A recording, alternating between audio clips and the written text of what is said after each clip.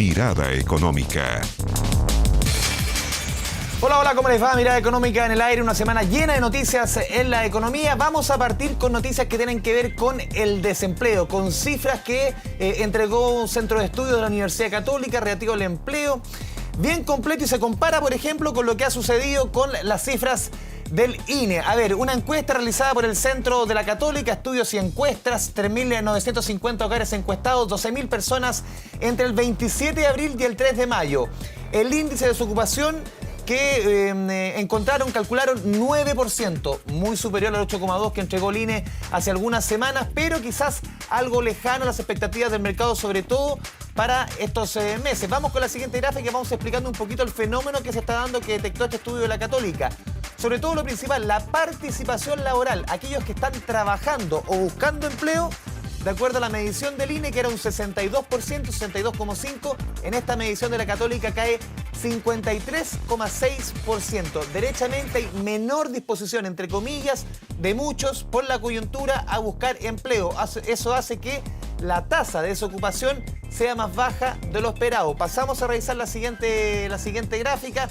Esta metodología aplicada por la Universidad Católica, por David Bravo, reconocido economista, quien lideró la Comisión Bravo que realizó la reforma, planteó las reformas al sistema de pensiones en el segundo gobierno de Michelle Bachelet. A ver, ¿qué está pasando? ¿Cuáles son los fenómenos que se están dando aquí para que haya una menor tasa de participación laboral? Crisis sanitaria, miedo al contagio, población de riesgo y también, obviamente, que las cuarentenas. Y la última gráfica que hemos preparado tiene relación con este mismo tema. Si vamos separando por diferentes zonas del país, la zona norte, 8,7%, hay que arreglar un poquito la gráfica. En la zona centro, 10,5%, en la zona sur, 9,1%. Y en la construcción, un 16% de desocupación. La agricultura y el comercio y el transporte, así van decantando los sectores con mayor desocupación. Este índice entregado por la Universidad Católica. Escuchemos justamente declaraciones de David Bravo sobre estos números de desocupación bastante más altos de lo que ha entregado el INE. El desempleo no ha llegado a los 2 dígitos aún, básicamente por 2 razones. Uno, porque de manera correcta nos hemos dado cuenta que la ley de protección del empleo y las medidas que se han tomado ha frenado. La segunda razón es la que acá los datos han mostrado. Básicamente las personas han frenado su búsqueda de trabajo. Lamentablemente, si el mes de mayo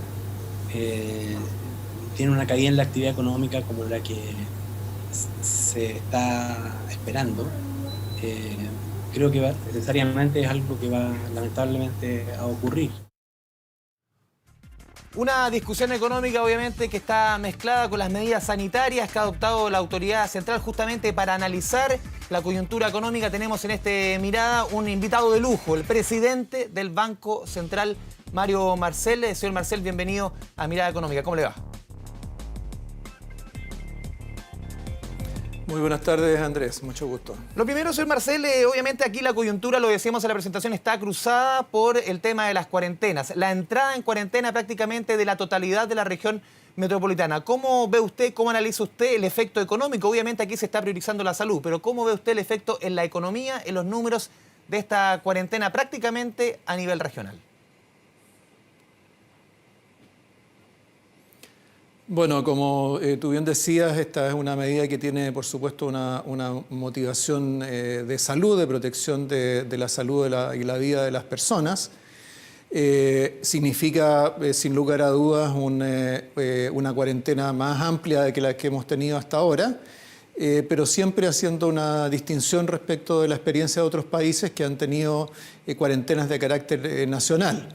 Entonces, esto sin duda tendrá algún impacto en la actividad, es algo que es difícil de cuantificar con precisión en este momento, pero desde mi punto de vista, el tema que tiene que ver con las medidas de contención sanitaria son quizás más importantes en términos de cuánto estas van a durar, por cuánto tiempo se van a prolongar, más que si hay una intensidad algo mayor o menor en el corto plazo. ¿Por qué señalo esto? Porque nosotros, igual que todas las personas y instituciones que han estado haciendo proyecciones, hemos tenido que hacer ciertos supuestos sobre cuánto tiempo van a durar estas medidas, cómo se van a retirar cuando ello ocurra. Y la respuesta a esa pregunta hace una diferencia importante en términos de cuál va a ser el impacto en la actividad del conjunto del año. Entonces, creo que más allá de preguntarnos cuánto mayor es la intensidad de estas medidas hoy día, más bien tendríamos que preguntarnos si con la evolución de la curva del contagio, las medidas que va tomando la autoridad, significa que estas se pueden prolongar por un tiempo algo mayor y eso va a significar una detención más larga de algunas actividades. De todas formas, señor Marcel, aquí la discusión hace ya un largo rato está centrada entre si es que la economía y la salud son dos caminos excluyentes para enfrentar justamente esta coyuntura. Aquí derechamente lo que uno está viendo es que la autoridad central se la está jugando por la salud, dejando a lado, entre comillas, el tema económico. Hoy día la prioridad 1, 2, 3 y 4 es la salud. La economía después se va viendo cómo se va armando. Bueno, ha habido mucho debate sobre esto en las últimas semanas. La verdad es que nosotros, siendo economistas y teniendo responsabilidad por una parte importante de la política económica, en lo que se refiere a los temas sanitarios, respetamos la autoridad y el criterio de quienes son los especialistas en el tema y más bien tenemos que ir ajustando nuestras proyecciones y nuestras decisiones a lo que eso va indicando. Ahora, lo que sí uno podría decir, dado que también ha sido un tema que hemos discutido recientemente, es que no solo si la autoridad establece ciertas medidas restrictivas, sino que si todos los demás las cumplimos, entonces en ese caso probablemente va a ser menos necesario prolongarlo durante más tiempo, durante más tiempo esta situación tan excepcional. Entonces, creo que ahí hay una parte que es de responsabilidad no solo de las autoridades, sino que de toda la población. O sea, claramente, tal como lo decía también, lo decía la misma ministra del Trabajo, quien no descartaba, por ejemplo, que el desempleo pudiese llegar, algunos decían al 18%, todo tiene relación con cuánto cumplamos las medidas sanitarias nosotros como ciudadanos. Ese es quizás el eslabón fundamental para también dimensionar el efecto en la economía, la labor nuestra como ciudadanos.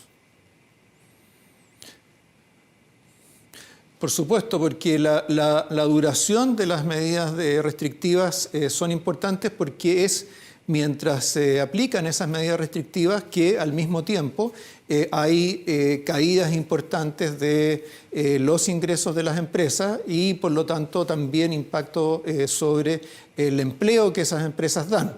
Ahora, por supuesto, para poder mitigar todo eso, se han puesto en marcha una serie de medidas para compensar en parte la pérdida de ingresos de las personas, para reducir algunos de los gastos variables de las empresas y para canalizar crédito para financiar capital de trabajo de esas mismas empresas. Entonces, todas esas medidas también ayudan a limitar y contener estos impactos. Pero el tema de la duración de las restricciones, por supuesto, es un tema especialmente relevante, porque mientras más tiempo se prolongue, entonces mayor va a ser el periodo en el cual las empresas van a estar con menos ingresos o sin ingresos y donde las puede llevar a tomar decisiones más drásticas respecto de su continuidad o la de sus trabajadores.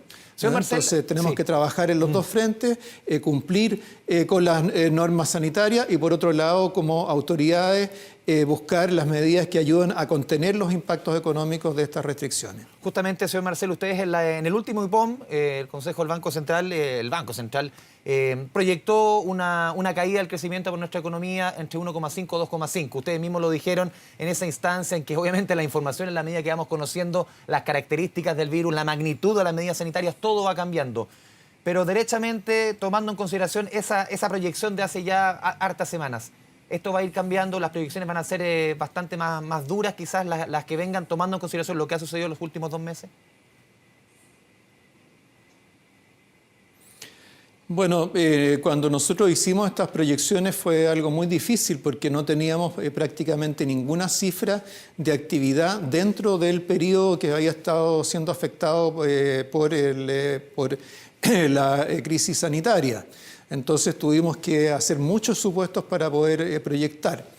Las primeras cifras que hemos tenido, que son las de actividad de marzo, nos muestran que esos cálculos fueron bastante certeros y tuvimos una caída de actividad del 3,5%, bastante similar a lo que ocurrió en octubre del año pasado con motivo de la crisis social, que también afectó ese mes más o menos por la mitad del mes. Entonces, por lo menos en lo que se refiere al impacto inicial, nuestras estimaciones fueron bastante certeras, pero de ahí en adelante el tema de la prolongación de las medidas restrictivas va a ser especialmente importante. Nosotros nuestra próxima revisión de proyecciones la vamos a hacer en junio, ahí ya vamos a tener bastante más información sobre la actividad, sobre el impacto de las medidas económicas hay mucha información que tenemos que ir integrando dentro de esas proyecciones. Sí. Pero por supuesto el panorama, especialmente externo, no es favorable. La economía mundial está claramente en una etapa recesiva más profunda de la que habíamos estimado nosotros. Sí, justamente los cálculos en la encuesta expectativas que entregaron hace algunos días en el Banco Central hablaba de un promedio de caída para el mes de abril de 8,1%, incluso ya con las medidas anunciadas por el gobierno, algunos expertos incluso auguraba una caída para mayo en torno, el caso más extremo, de un 20%. ¿Esos números van configurando un escenario más pesimista de cara al IPOM de junio, señor Marcel?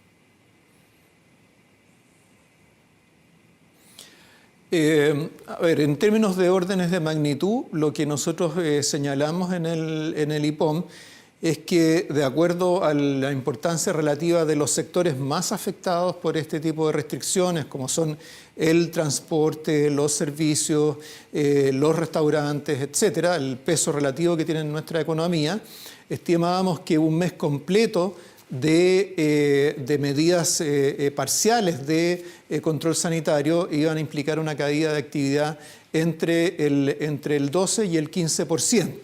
Esto era más o menos la mitad de lo que la OECD estimó para Chile en un escenario de cuarentena total de todo el país.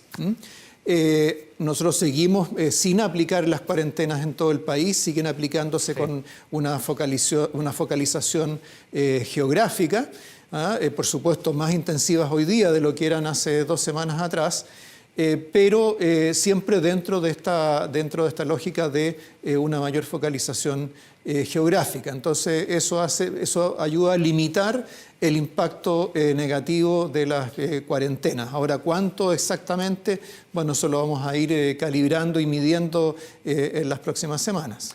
Estamos conversando aquí en Mirada Económica con el presidente del Banco Central, Mario Marcel. Señor Marcel, derechamente esta puede ser la peor crisis económica que enfrente nuestro país en el último siglo. Muchos ahí hablado, incluso el mismo ministro Briones dijo esto puede ser lo peor desde el año 82. En la medida que las medidas se van avanzando, se van haciendo más crudas, los números que vamos conociendo son cada vez más duros. ¿Podemos tener la peor crisis derechamente económica que ha tenido nuestro país en el último siglo? Bueno, es un shock muy inusual. Todas las recesiones que hemos tenido en las últimas décadas están más asociadas al ciclo económico o una crisis financiera como ocurrió en los años 80. Este es un shock que afecta directamente a la actividad y desde la actividad puede eventualmente afectar al sector financiero. Ahora, eso tiene un elemento favorable, que es que las crisis financieras en general tienden a prolongarse durante mucho más tiempo, le cuesta mucho más a la economía recomponerse y recuperar sus niveles de actividad. En ese sentido es totalmente diferente de lo que fue la crisis de los 80. La crisis de los 80 fue muchísimo más intensiva, fue mucho más larga, partió desde el sector financiero, se originó en graves errores de política económica. Ninguna de esas cosas están presentes hoy día. Hoy día tenemos una crisis que proviene de un factor completamente exógeno, como es el caso de una pandemia que afecta, como decía, primero a la actividad y luego, dependiendo de cómo reaccionen las políticas públicas, cómo reaccione el propio flujo de crédito, podemos limitar su duración en el tiempo. Señor Marcel, para explicarle bien a la gente en su casa, ustedes las últimas horas, los últimos días han hecho mucha noticia por la petición de esta línea de crédito al Fondo Monetario Internacional. ¿Por qué el Banco Central, para explicarle bien a la gente, por qué el Banco Central pide una línea de crédito, una suerte de como de cupo, si una persona tiene, por ejemplo, una cuenta corriente, que la amplíen el cupo en la línea de crédito, para explicarlo bien en sencillo. ¿Por qué lo hace el Banco Central? Bueno, el Banco Central tiene una responsabilidad ante el país que es resguardar la estabilidad financiera y en la parte que corresponde a la inflación también la estabilidad macroeconómica. Entonces el Banco Central siempre tiene que precaverse frente a escenarios de riesgo. ¿Cómo lo hace normalmente el Banco Central, particularmente frente a shocks externos? Es acumulando reservas internacionales. El Banco Central de Chile, igual que todos los bancos centrales en el mundo, tiene un conjunto de recursos guardados, invertidos en el exterior para prevenir situaciones en las cuales el acceso a la liquidez, el acceso a dólares a nivel internacional, por alguna razón se vea restringido. Y si no tuviéramos acceso a esos dólares, veríamos afectado el comercio exterior, veríamos afectado el cumplimiento de nuestras obligaciones financieras y con todas las repercusiones que tendría hacia el interior del país. Entonces, esta línea de crédito es similar al tema de las reservas, es decir, es una línea que está disponible para el país para usarla si llegara a ser necesario. Pero a diferencia de las reservas internacionales nos cuesta mucho menos, solo tenemos que pagar una comisión de compromiso que se llama, que es relativamente moderada. Ahora esto, el Fondo Monetario no se lo ofrece a todos los países, lo tiene a disposición solo de los países que tienen buenos fundamentos macroeconómicos, que tienen políticas macroeconómicas creíbles, y afortunadamente a través de los años nosotros hemos construido esa capacidad, ese prestigio, esos fundamentos, y eso es lo que nos permite acceder a este instrumento. Muy pocos países en el mundo hoy día lo pueden hacer y afortunadamente nosotros tenemos esa posibilidad, lo que nos da un seguro adicional en un momento en que estamos en un periodo tormentoso a nivel internacional. Entonces, eso es lo que yo creo que lo que los ciudadanos esperan de las autoridades, que sean capaces de precaverse frente a la posibilidad de que, en este caso, a nivel externo, las cosas sean más complejas. Siempre es importante también explicar, señor Marcel, que esto no es dinero que vaya a gasto público, que no vaya a la medida, por ejemplo, que anuncia el ministro de Hacienda. Es un órgano autónomo el Banco Central, siempre para distinguir que son elementos distintos, por ejemplo, de utilizarse esta línea de crédito, ¿en qué tipo de cosas, para explicarle a la gente, se puede utilizar este dinero? Este dinero se puede utilizar para traer dólares a la economía si es que por alguna razón los mecanismos normales a través de los cuales los dólares ingresan no estuvieran disponibles. También le da más estabilidad a nuestra moneda, evita presiones o ataques especulativos en contra de nuestra moneda. Todos esos son elementos más favorables. El fisco tiene sus propias fuentes de financiamiento, tiene sus propios fondos acumulados, el fisco tiene fondos soberanos, emite bonos en los mercados internacionales, en los mercados locales. Es decir, este no es un tema fiscal, sino que es un tema de estabilidad financiera y protección frente a shocks externos para el conjunto del país.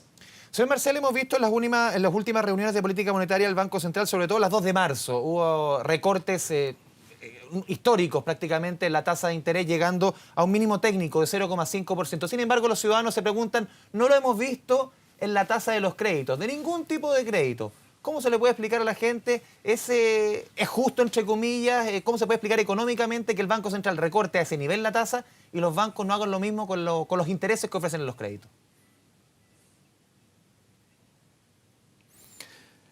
Bueno, estamos... a ver, la tasa de política monetaria que fija el Banco Central es una tasa de muy corto plazo, una tasa que opera se aplica a operaciones de préstamo o de depósito de un día para otro de parte de los bancos comerciales.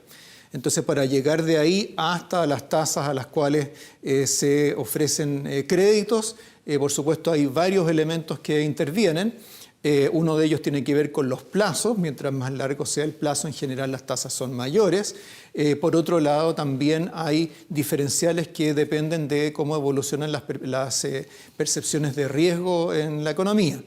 Entonces, eso es lo que va generando una diferencia que los economistas llaman spreads entre tasas de interés. Ahora, lo importante cuando el Banco Central baja la tasa de política monetaria es que eso se traduzca en una mayor disponibilidad de crédito para la economía, en un crédito más barato al interior del sistema financiero y eventualmente redunde en tasas de préstamo también menores. ¿A cuáles afecta principalmente la tasa de política monetaria? A las tasas que son a más corto plazo, a 1, 2, 3 años.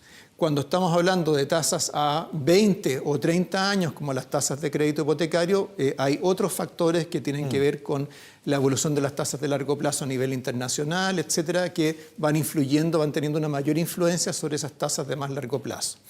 Ahora, lo que nosotros hemos visto es que las tasas de más corto plazo están moviéndose en la dirección que se movió la tasa de política monetaria, y por otro lado, hay una disponibilidad de fondos para crédito que hoy día es mayor. Eso es muy importante en esta etapa porque tradicionalmente en los ciclos económicos, cuando se contrae la actividad, también se ha contraído el crédito y eso tiende a profundizar las recesiones. Hoy día está el crédito, desde marzo hasta ahora, ha estado creciendo. Eso es un dato positivo, posiblemente no lo que quisiéramos, no lo que es suficiente para responder a las necesidades de las empresas y las personas. Hay garantías estatales que ahora se han agregado para el crédito COVID que recién están operando hace una semana. Entonces vamos a tener que observar cómo continúa ese flujo de crédito hacia adelante. Pero al menos en las cifras agregadas vemos una expansión en lugar de una contracción. Y eso es algo bien importante en esta coyuntura. Señor Marcel, vamos a ir a la primera pausa aquí en Mirada Económica. Volvemos en segundo. Estamos conversando con el presidente del Banco Central. A la pausa y volvemos.